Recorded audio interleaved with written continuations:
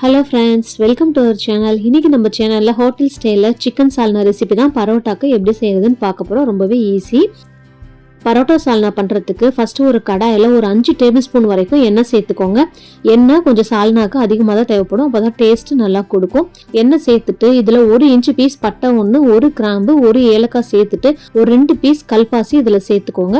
கூடவே 1/4 டீஸ்பூன் அளவுக்கு சோம்பு சேர்த்துட்டு இது எல்லாமே நல்லா வெடிச்சதுக்கு அப்புறமா ஒரு சின்ன சைஸ் பெரிய வெங்காயத்தை இந்த மாதிரி பொடியாக கட் பண்ணி சேர்த்துக்கோங்க. பெரிய வெங்காயம் இருந்தால் அரை வெங்காயம் சேர்த்தாலே போதும். கூடவே ஒரு பச்சை மிளகாயை 2 கீரை சேர்த்துட்டு கொஞ்சம் கருவேப்பிலையும் சேர்த்துக்கோங்க. இப்போ இது எல்லாமே எண்ணெயிலேயே நல்லா வதங்குற அளவுக்கு அடுப்பை ஹை ஃப்ளேமில் வச்சு வதக்கி விடுங்க.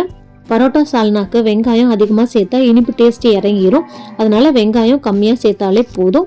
இப்போ இது நல்லா கோல்டன் கலரில் வர வரைக்கும் வதக்கிக்கோங்க. அடுப்பு ஹை ஃப்ளேம்லேயே தான் இருக்கணும், அப்போதான் இனிப்படிக்காம சீக்கிரமே வதங்கி வரும். இப்போ அடுத்ததா இதில் ஒரு அரை டீஸ்பூன் அளவுக்கு இஞ்சி பூண்டு பேஸ்ட் சேர்த்துக்கலாம். இஞ்சி பூண்டு பேஸ்ட் சேர்த்துட்டு அதோட பச்சை வாசனை போகிற அளவுக்கு இதை நல்லா வதக்கி விட்டுக்கோங்க. இஞ்சி பூண்டு பேஸ்ட் சேர்த்த உடனே டக்குன்னு அடிப்பிடிக்கிற மாதிரி இருக்கும். அடுப்பை மீடியம் டு லோ ஃப்ளேமுக்கு குறைச்சி வச்சிருங்க. இப்போ அடுத்ததா இதில் ஒரு அரை தக்காளியை சேர்த்துக்கலாம். நல்லா பழுத்த தக்காளியை சேர்த்துக்கோங்க. தக்காளியோட அளவும் ரொம்ப கொஞ்சமான அளவிலே இருந்தால் போதும், ரொம்ப அதிகம் தேவையில்லை. இப்போ பாருங்க, தக்காளி எல்லாமே நல்லா வெந்து கரைஞ்சிருச்சு. இப்போ இதில் நல்லா எலும்போடு இருக்கிற சிக்கனை ஒரு 300 கிராம் அளவுக்கு சேர்த்துக்கலாம்.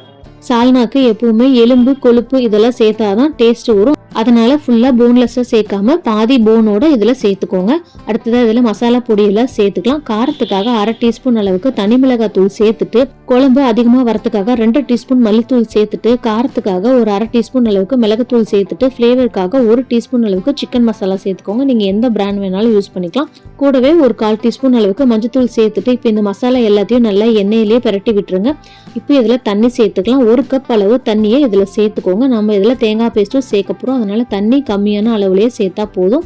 இப்போ இந்த தண்ணி நல்லா கொதிக்க ஆரம்பிக்கணும். அடுப்பை ஹை ஃப்ளேம்ல வச்சு இதை கொதிக்க விடுங்க.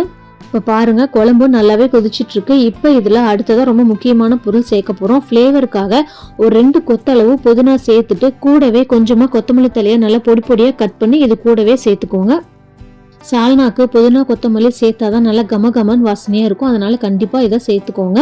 இப்போ அடுத்ததான் இதுக்கு தேங்காய் பேஸ்ட் ரெடி பண்ணிக்கலாம்.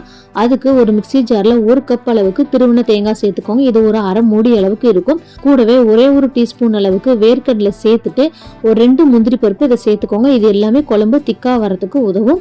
இது கூடவே 1/4 டீஸ்பூன் சோம்பு, கொஞ்சம் பட்டை சேர்த்துட்டு, ஒரே 1 கிராம்பு மட்டும் இதில் சேர்த்துட்டு கொஞ்சமா தண்ணி சேர்த்துட்டு நல்லா நைஸான பேஸ்டா அரைச்சி எடுத்துட்டு வந்துக்கோங்க. பாருங்க, இந்த அளவு நைஸா இருக்கணும். இப்போ இதை அப்படியே நம்ம குழம்புல சேர்த்துடலாம். குழம்புக்கு தேங்காய் பேஸ்ட் அதிகமாக தான் இருக்கணும், அப்போதான் குழம்பு நல்லா அதிக அளவுல வரும். ரொம்ப அதிகமா இருக்கிற மாதிரி இருந்தா நீங்க மசாலா பவுடர் எல்லாம் சேர்த்து கொஞ்சம் உப்பு காரத்தை பேலன்ஸ் பண்ணிக்கோங்க. இப்போ இதுல நல்லா 2 கப் அளவுக்கு தண்ணி சேர்த்துக்கலாம். குழம்பு நல்லா இன்னொரு 1/2 hour வரைக்கும் நம்ம கொதிக்க விட போறோம், அதனால 2 கப் அளவு தண்ணி சேர்த்துட்டு தேவையான அளவு உப்பு சேர்த்துருங்க. இப்போ தேங்காய் தண்ணி எல்லாமே நல்லா மிக்ஸ் ஆகிற அளவுக்கு ஒரு டைம் நல்லா கலந்து விட்டுருங்க. பாருங்க, குழம்பு இந்த அளவு தண்ணியாட்டம் இருக்கணும், நல்லா கொதிச்சு சுண்டி வரும், அதனால தண்ணி கொஞ்சம் நிறையாவே சேர்த்துக்கோங்க. இப்போ குழம்பு நல்லா கொதிக்க ஆரம்பிச்சிருச்சு. ஒரு 5 நிமிஷம் வரைக்கும் இந்த மாதிரி ஹை ஃப்ளேம்ல வச்சு கொதிக்க விடுங்க. இந்த சால்னாவோட பச்சை வாசனை எல்லாம் போனதுக்கு அப்புறமா லோ ஃப்ளேம்ல குறைச்சி வச்சிருங்க. இப்போ அடுப்பை லோ ஃப்ளேம்ல மாத்திட்டு ஒரு 25 நிமிஷம் லோ ஃப்ளேம்ல இந்த மாதிரி கொதிக்க விடுங்க. பாருங்க, எண்ணெயெல்லாம் நல்லா பிரிஞ்சு வந்துருச்சு. சால்னா நல்லா பக்காவா ரெடி ஆயிடுச்சு, நல்லா சுண்டி வந்துருச்சு. இதுக்கு மேல இது கொதிக்க தேவையில்லை. கடையில ரொம்ப நேரம் அது கொதிக்க வைக்கிறதுனால தான் அந்த டேஸ்ட் இதுல வருது. பாருங்க, நம்ம சேர்த்திருந்த அளவுக்கும் இப்ப குழம்பு நல்லாவே திக்காகி வந்திருக்கு. இந்த அளவு பக்குவத்துல இருக்கணும். இது ஆறுனதுக்கு அப்புறம் இன்னுமே கொஞ்சம் திக்காகும். அவ்வளவுதாங்க, நம்மளோட சிக்கன் சால்னா ரொம்பவே சூப்பரா ரெடி ஆயிடுச்சு. இந்த சால்னா பரோட்டா கடை ரொம்ப பக்காவான மேட்சா இருக்கும். பரோட்டா தவிர இட்லி தோசை கூட ரொம்பவே சூப்பரா இருக்கும். இந்த ரெசிபியை உங்க வீட்லயே கண்டிப்பா ட்ரை பண்ணி பாருங்க. பரோட்டா ரெசிபி வேணும்னா கமெண்ட்ல சொல்லுங்க, நான் இன்னொரு நாள் கண்டிப்பா அப்லோட் பண்றேன். நம்ம சேனல் உங்களுக்கு பிடிச்சிருந்தா லைக் பண்ணுங்க, ஷேர் பண்ணுங்க, மறக்காம சப்ஸ்கிரைப் பண்ணுங்க. தேங்க்யூ.